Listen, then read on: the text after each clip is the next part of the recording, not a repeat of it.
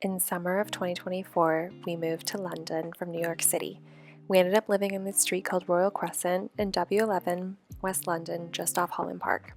We hadn't seen the flat before moving in, just through video, and what a good surprise it was when we showed up. Lack of sleep and tons of suitcases to unpack. I don't think we realized how lucky we were until we moved in.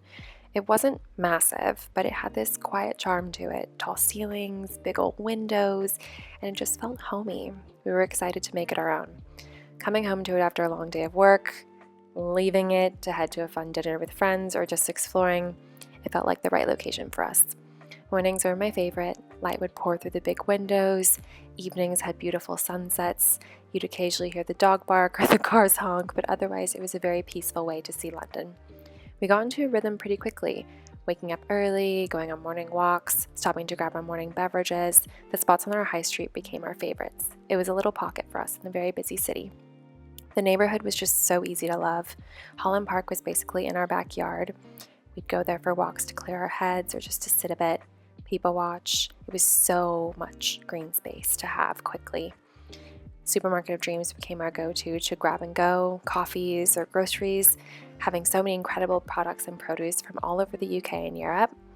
And then on Saturdays, we'd hit the farmers market. Honestly, one of the best parts of our week.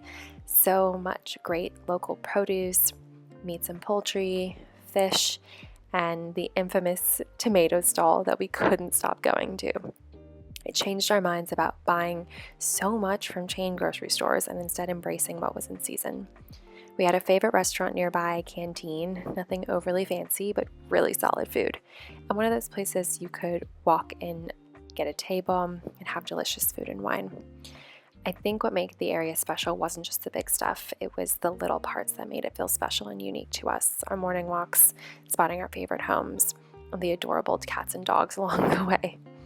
We were only there for a year, but it was a really good year. I think we both learned a lot about the city, slowing down, about ourselves as partners. It brought us closer together, and we learned so much more about each other, and I don't think we would have if we hadn't done something so fish out of water. Moving out was bittersweet, it always is, but I'm glad we did it, and we're back in New York. London's a big place, but that stretch of Royal Crescent, well, it will always be ours.